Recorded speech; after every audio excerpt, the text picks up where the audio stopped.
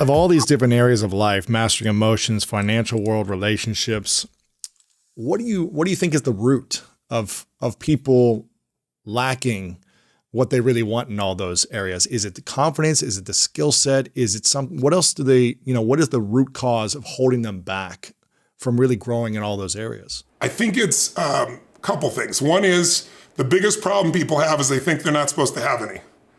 And problems are the fuel for growth, right? And so it's like, if you don't have any problems, you're either a liar or you might call them challenges. It feels better. I understand that. Mm-hmm. But, anybody who doesn't have problems is either totally asleep at the wheel or they don't have much of any kind of a life. No responsibility, nothing they're building. So I think the first thing is this misnomer that if I have a problem, there's something wrong with me or my life. And I think the second one is this delusion we've sold people on that getting what you want is going to make you happy. You could call success getting what you want. I don't define it that way, but that's how most people do. But then there's fulfillment. And fulfillment is living what you're made for. It's like, I think the biggest challenge people have, and the reason they're not able to respond to challenges, they're just thinking about themselves, and it's not that hard to meet your own needs. And it's nobody's fault. I mean, these little things in our pocket, these little mini computers we used to call phones, they're constantly conditioning you to instantly get what you want. And that's not how human relationship works. And that's sure as hell not how you build a business, right? It's not a straight line. If you go to nature, you will not see a straight line unless a human built it, because everything grows a little up and down like a stalk, like anything else. But if it really grows, it keeps growing, but it's a winding process. And so I think the problem is that people don't have something that they're wanting to serve more than themselves. That's where my energy comes from. I don't have to work in a day of my life. Why the hell do I do all this crazy stuff? I got 105 companies now and I got all these different industries because it's so much more interesting to be in the game of life and keep growing and expanding and being challenged. That's what makes you feel alive. And are there problems with 105 companies? I can promise you. But if I thought my life was supposed to be problem-free, I would be really stressed out. And if I was just doing it for me, I would have stopped a long time ago. It's like, I know you've asked me a lot of times about confidence. You just mentioned it again. Is it a lack of confidence? No, it's a lack of mission, right? Because what happens is when you have something you want to serve, if it's your child and everything's on the line, you will come up with answers you'll never come up with for yourself, right? So it's like having that sense of mission. And then I think the next problem is that people think they have to know how. I call it the tyranny of how. You get all excited, I'm going to do this. And then your brain goes, I've never done it before. Oh my God, what did I say? I don't know how to do this. And they tend to focus on how to do it. And when you start with how, you're screwed. Martin Luther King had no idea how when he did his I Have a Dream speech. In fact, his wife was the one that pushed him because he was uncertain, right? If you know the real history, it's pretty interesting. But the bottom line is he gets up there and he gives his vision of how it can be done. He talked about what needs to happen and why.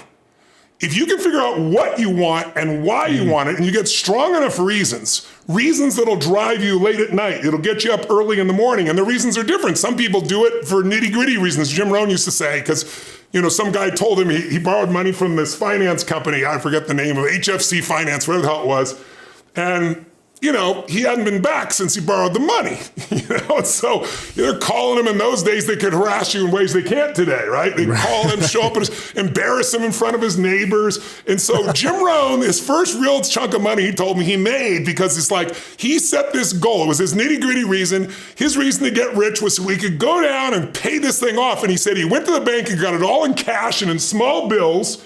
And he bolted into this little HFC, finance place, and the guy who borrowed the money was the fourth best back. And he said, I walked up there, I opened up this brief, and I dumped all the money all over his desk in small bills. And I said, count it, it's all there, I will never be back. He said he was startled because I hadn't been there since I borrowed the money, right?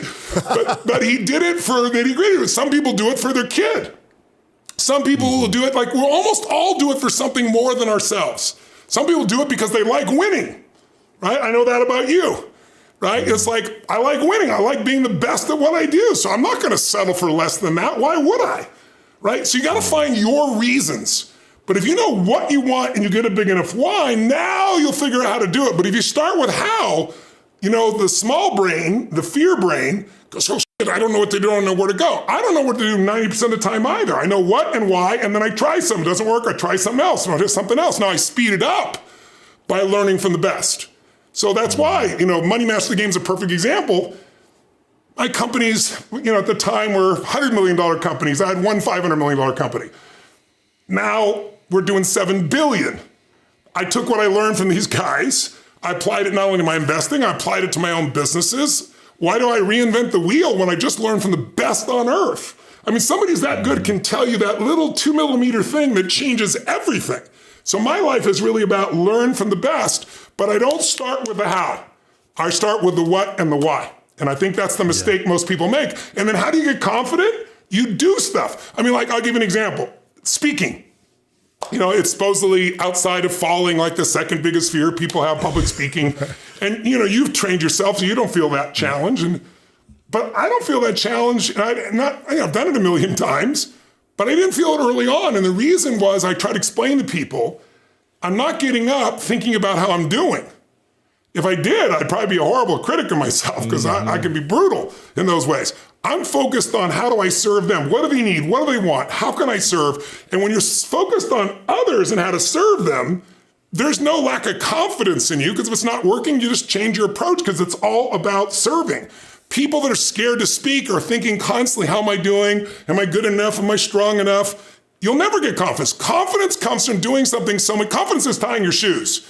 Right? Confidence on Michael Jordan making 1,000 shots before you take a break every single day, 6 days a week. So you look at Jordan or you look at, LeBron or you look at anybody who's the best in the world at what they do and you go, aren't they lucky? But if you actually study them, you'll see they're doing things, they're practicing in private things that make them certain in public and they get rewarded for what they do in public. Yeah. And you got to do the same. It's interesting because public speaking was probably my most terrifying thing. I wasn't even able to speak in front of 5 people without stuttering and just kind of forgetting what I wanted to say. I couldn't get my message across. So I took a year of public speaking class with Toastmasters just to get reps in a group of people that are going to give you positive feedback and in a safe environment. So I could just get in front of a room, practice a 5-minute speech and know that I'm going to make mistakes. It's interesting what you said is 100% true about thinking about serving others because I think it was probably 7 years I was speaking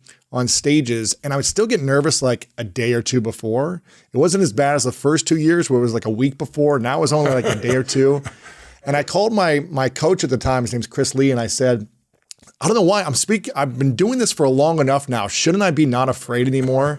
And he said, you're thinking about messing up, missing the joke, forgetting what you're going to say in the first line, you're thinking about how you're looking as opposed to serving people. And he said exactly what you just said. He's like, when you just know you're going to mess up, it's not going to be perfect.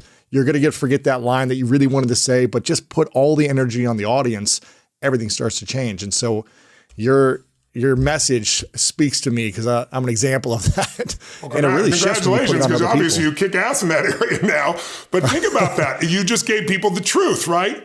How do you build confidence is action. The biggest mistake, people think they're supposed to walk out and be good at it. And if they're not, because, they don't want any part of it. I don't want to not look good, not be good because we live in this social media world where they compare themselves to people that are bullshitting. I got a friend that owns a gym and we laugh about this all the time. He says, Tony, at least 2 or 3 times. First time he told me this, I couldn't believe it. But I saw it happen one time when I went to go pick him up. We were going to lunch. And he goes, look at this. And these people would come out, a woman or a man, they both do it, and lay out all this stuff, take 1 million pictures of themselves, and then leave. They didn't do any workout whatsoever. That's the bullshit social media when filters on pictures. And so people compare themselves to not other humans. They compare to people others' bullshit story. And that's why so many people get depressed when I'm sure you've seen the studies show the more time people spend on social media, usually the greater levels of frustration and anger and certainly depression for a lot of people have. Because you're comparing a world that doesn't matter. Plus you're being reinforced by these algorithms in ways that go beyond your conscious awareness. What happens when we don't lean into our fears or we just allow our fears to stay inside of us, our insecurities to stay inside of us for years or decades, and we never actually learn to act on them and improve them? What happens to us if we just allow these fears to hold us back? Well, what happens to a muscle if you don't use it? We say you lose it, you don't actually lose it, but it gets weaker and weaker, as you well know, right? And what happens the minute you start making demands on it, especially if you haven't made demands in a while, it doesn't take much to see real muscle growth, right? And so it's like if you constantly live in fear, your world gets smaller and smaller, and it tends to get more fearful. Like, who's more fearful? Someone who's broken 10 bones in their body and healed them as a kid, or someone who never broke a bone? You know the answer is. The kids that are overprotected are fearful all the time. But if you've gone out in the street and, you've gotten in a fight and, you busted your arm or your hand or finger or you played football or whatever the hell it is, or boxed or something, it's like, I'm not afraid of that crap because you've lived it. And there's no substitute. I always tell people a belief is a poor substitute for an experience. You think you know what China is, but I take you to China, you have a little different experience. And so almost everything I do is give someone an experience. That's the reason, I did the fire walk, I still do, but did for so many years. Before that, I used to do skydiving, but it's hard to get 15,000 people above the sky in New York in the middle of the night. So I had to come up with other tools, but the fire walk was, again, giving you an experience of something that seemed difficult or impossible, and then you get yourself to do it, and your brain goes, wait a second, if I could do that, what else can I get myself to do? That psychological shift is the most important shift that people can make. It's a shift in your identity. Why is identity so important for us to shape a positive, powerful identity? Well, first of all, so everybody understands what I mean by identity is we all have a way of identifying ourselves. We have a way of labeling ourselves. So most of us came up with our labels based on how we behaved. But really smart people can do stupid things. Really nice people can be mean. Mean people can be nice. And so if you judge yourself too soon, and most people's identity, their labels for themselves, who they think they are, has been based on their past and often many years ago. And so they don't update it. So the metaphor I'd give for identity is like, it's your comfort zone. It's not your goals. So if you took a temperature in the room and it said 68 degrees is my comfort zone, physically, emotionally, financially, I want more in my relationship. I want more physically, energy-wise. I want more financially in my career, but this is what I'm used to. And so what happens? People stay in their comfort zone for the most part. And then let's say something happens and you dip. You're a 68 degreer, that's your mentality, and you drop down to 62, 61, 60, somewhere around 60 or 59, the heaters kick on and go, whoa, whoa, whoa. You're a 68 degreer. What the hell are you doing? We've all experienced that. All of a sudden you go, I'm not going to live like this anymore. I'm not going to be in this relationship. I'm not going to be fat like this. Boom. And you get this drive and you start to change. But what most people don't understand is it happens on the upper end too. Meaning, let's say you got momentum, you start crushing it, you start doing even better than you think. You go from 68 to 70, 88, you're at 98 degrees, financially, emotionally, spiritually, whatever the metaphor is. And then what happens? You're going to say, hey, your brain goes, who the hell do you think you are? You're not a 98 degreer, right? Get back to 68. And if nothing else, the heaters stop, you lose your drive, and that'll drift you back. And not enough, the air conditioner can kick on, you start to kind of sabotage yourself till you get back to your comfort zone. So unless you expand your identity, change is temporary. It's like when someone says to me, I've stopped smoking, it's been 8 days. And I go, why are you counting? And I say, why are you counting? So you can tell people how long you lasted this time? Ooh. Like if I went to somebody and I said to you, hey, Louis, you want a cigarette? You're not going to say, what brand is it? You go, no, right. I'm not a smoker. Notice how people are, I'm not one of those. That's not my identity. Identity is the strongest force in the human personality. If you look at Lance Armstrong, who has a mixed identity now in the culture, this is a guy that had to win and found a way to win. So when he was told he had cancer in his lungs, in his brain, and in his testicles, and he rides a bike, and he's going to die, his answer was, no, I'm a champion. I find the way. I will find the answer. And he did. Now, unfortunately, he bent the rules around the sport, and it kind of ruined his reputation, obviously.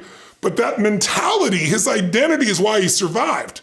Other people told they have cancer, and they're like, it's over. They give up. They start arranging their affairs. And so that psychological difference is the number one thing I work with people on, because unless you expand your identity, you're going to basically keep where you are. You might improve a little or not. You might go up and down a bit, but you're going to stay within a realm. If you're going to have an explosive breakthrough to another level, physically, mentally, financially, spiritually, then we got to not only give you the tools, we got to shift that internal sense of who you really are and have you find that you are more than anything that's ever happened to you, that you can handle whatever shows up, even if it's incredibly scary or uncomfortable.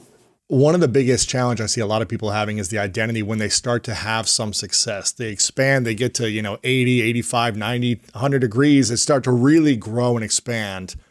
What would you say is one of the main factors to help people to continue to break through to a higher degree as opposed to going back into the comfort zone? Is it a habit? Is it a mindset? Is it a belief? Is it environment? What are those things, would you say, or a couple of things to help you continue and not fall back down? I'm sorry to be a broken record, but it's just the truth. It's a purpose larger than yourself that keeps you going. Mm-hmm. If it's only to meet your own needs, you will drop back into your comfort zone. But for example, one of the great things that came out of COVID is I've spent most of my life as a vagabond, right? Because I travel all over the earth. So in most years, I travel to, 115 cities. And as you know, most of my seminars are multi-day seminars. And I go to 12 to 16 countries, like Australia 3 times. And so all of a sudden COVID hits and I had to adapt. I found this way to adapt. And now I'm reaching 10 times a day. My largest seminar is now 900,000 people versus 15,000. I did one football stadium in 2019 with 38,000 people, 40,000 people. It was incredible. Now that's a tiny seminar, because I couldn't put 900,000 people in any stadium, right? So all this good comes from that adaptation, right? Figuring out what to do. But I think the other part of it is, during that same time, one of the great gifts was I could find a way to be home and still touch people's lives so deeply and do it in a way that was impactful. I could see it and feel it. And in their home, I could see their children. It's been amazing. And now I do both. I do hybrid. I got 1,000 people in front of me and 197 countries all around me. But one of the other benefits is we'd want to have a daughter. And I told my wife, I'm not having a kid after 50. I don't want to show up at a high school reunion and be 70 years old. But now I've got a 48-year-old daughter and a 9-month-old daughter, to give you an idea. I got 5 kids and 5 grandkids. But my daughter, all the things I've ever done for myself, biohacking and health and all that stuff, now I'll be 80 at her high school reunion. So I got to use these things for a different reason. And so that doesn't let me get to a certain level and stand there. It's I got to be 92 to 102 range. In order to do that, I got to know every tool in the toolbook to turn it around. So gave me even more drive. And then what comes out of that now is I can help anybody. This is my new book, by the way. It's called Life Force. It's coming out February the 8th, but you can pre-order it now on Amazon or go to TonyRobbins.com. But the point is, it's I want to know every single tool. I got totally obsessed even more than I normally am, because it's okay, I got a higher purpose. I got all my grandkids, all my children, but now I got my daughter. It's I got to have these tools. So, you probably know, I think you remember about 5 years ago, I was being crazy and I was snowboarding, chasing somebody who was 25 years old and a professional, right? And I was not a professional regardless of age. And I had one of the most horrific accidents. I tore my rotator cuffs and, I've lived with pain like you. We both athletes, so what it's like to live in pain. But I was 9 nerve pain, couldn't sleep more than 30 minutes in a night, going to see these doctors. And what do they all say? Every single one says the same thing. Surgery, you got to cut it. It's the only way. And then I go, okay, how long's the rehab? Well, there's no guarantee your shoulder will work again completely. It could break again, but, probably 4 to 6 months. And I'm one of the best. So it's my brain's no, there's got to be a better way. And I remember seeing this study at Mayo Clinic where they said, you got to get a second opinion. They recommend to this day, it doesn't matter how good the doctor is, because only 12% of the time is the second opinion the same as the first, which means 88% of the time it's different. And so it's okay, I need more opinions. I was getting the same opinions. I was going to the same kind of doctor. So then I went to Peter Diamandis, who's my partner and friend, and So he's an MD from Harvard, but he's also a rocket scientist. I was what about stem cells? I know a little bit about stem cells. So he interviewed me to Dr. Bob Harari, and they're both my co-authors in the book now and both my partners. And Bob's the guy that took, people probably remember years ago, 38 years ago, somebody took old rats and gave them young rats blood and vice versa. And magically, the old rats got young, muscles, strong, hair darker, and the young rats got old. It's kind of a vampire thing, but that's how stem cells were discovered. So I went to him and he said, Tony, look, your shoulder is shredded, so I can't guarantee anything. But if you go get stem cells here in the US, forget it, because the way they regulate and everything else, it's not going to do it. He said, go to Panama. And he goes, I want you to go down to this location and I want you to get 3-day-old stem cells. And he said, they're cord stem cells. It's not fetal tissue. I'd never do that. They throw away the cords. And it's full of this life force that literally can change everything. And so I went down and I got this IV and I felt okay. And next day I was really sleepy. I woke up the third morning. Not only was my shoulder perfect, I have the MRI, just blow your mind, 3 days. But the most important thing is I had spinal stenosis. I've been in massive back pain for 14 years. No back pain whatsoever, no exaggeration. So I became nuts, first for stem cells and then for anything in regenerative medicine. So then I get invited by the Pope to be the cleanup speaker on believe it or not, the Pope puts on the #1 stem cell regenerative conference every 2 years because he sees it's not fetal tissue and he sees it as a gift from God and it's healing people in ways they've never seen before. So they asked me to be the cleanup speaker. I'm like, I'm no idiot. I'm not going to come cleanup speak. I'm going to go the whole 4 days and attend every class. And so I met the greatest scientists on the face of the earth, Nobel laureates, brilliant people who are doing these breakthroughs in cancer and heart disease and Alzheimer's, but also regenerative medicine. And so right then I said, I'm going to write a book. I'm going to do like Money Master the Game. Only there I interviewed 50 of the most financially successful people in history.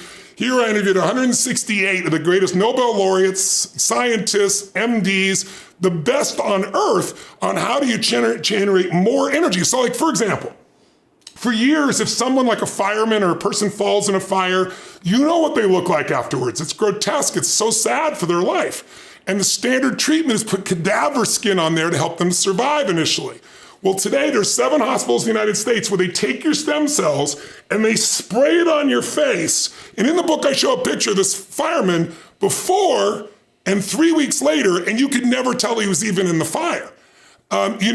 Jack Nicklaus, one of the greatest golfers of all time, couldn't stand for more than 10 minutes. He gave me an endorsement for the book. And he got stem cells and this other piece we'd show you on how to eliminate pain in a natural scientific way. He's playing golf again for the first time. Cristiano Ronaldo, the greatest, football soccer player in the world, gave me an endorsement of the book because it's the same thing. He's used regenerative medicine to completely turn his life around. So there are tools that'll blow your mind. There are tools for preventing things that'll blow your mind. There's a new test that just came out. I got a call from some of my partners about 5-6 months ago. And he said, Tony, there's been a breakthrough in the #1 killer in America, which is heart disease, right? And he said, there's this new scan called a CCTA scan. And if you've ever had a CT scan, they tell you how much calcium, they give you a score on your calcium, but hardened calcium is actually healed in the body. It's the loose calcium they call the widowmaker that can then block an artery and give you a stroke or give you a heart attack. And he goes, Tony, it's so hard to read. I'm sure you've had them before. I said, I have. He goes, they now have this AI that literally opens digitally every single one of your, entries in your body, flow in your body, arteries, etc. And it goes through using AI and shows what's actually hardened and good and what's loose and gives you a score and then shows you what to do. He said they can predict a heart attack between 7 and 10 years in advance and show you what to do so it never happens. So my father-in-law was with me at the time. He's about to be 80 years old. He's a strong and beautiful man. But, people around you start telling you you're getting older, 80, arrange your affairs. And I could just see the decline in his psychology. And then your physiology usually matches that. So I said, Dad, I'm going to go to our center here in Florida. I said, I'm going to take a couple hours and do this new test and meet some guys and talk. Why don't you come with me? Let's do it together. I said, we're both at the stage of life where we're going to obviously have some of this calcium, but then it'll show us what to do. I said, why don't we go do it? My father-in-law, who worked his whole life lifting lumber in his own business, he is clean as a whistle. And then we have these tools now I write about in the book too. Like I had this ankle of mine that if I ever had a massage for the last 18 years, like don't touch it, because if you did, the nerves go crazy and it literally up my spine like an electrical shock. Man. I went in for a 5-minute procedure. They scan what's going on in the tissue in your body, right? And then they put in this fluid that opens up the channel and then it heals it. It's amnio fluid, for example. And it was a 10-minute procedure, and I've never had a problem with my ankle since. That was like 3 years ago. So my dad had a hip issue. So while we're there, they do his hip, and he walks perfectly out with no pain for the first time in 12 years. So we're getting on the plane, and this is what I want for the book for people. It's one of the reasons I wrote it. My dad says to me, father-in-law, he goes, Tony, those people talk about 120 and that. I don't know about that stuff. But he goes, I'm 80, and my heart is solid. And he goes, and my hips are working and my muscles are strong. He goes, I could live another 20 years. He goes, you've only known my daughter for 22 years, been married to her. He goes, that's like a lifetime. He's got this whole new lease on life. So there are so many things you can do that can take away your fears about cancer, heart disease, Alzheimer's, etc. Or if you're there, things you can do so that you can have an alternative set of treatments that maybe are less toxic or have greater opportunity. And again, none of it's my opinion. Everything, just like Money Master the Game, is coming from the greatest medical doctors and scientists in the world. And it's everything from how to get stronger, how to be able to eliminate challenges in your body, how to produce more energy and strength in the shortest period of time, or how to heal the body if you're going through some real challenges. So if your mind isn't where you want it to be, don't start with the mind. Start with your breathing, then which will control your heart rate, which will then allow you to control your mind. So don't think your way out of a moment of stress. Breathe your way out of this moment of stress. That's right.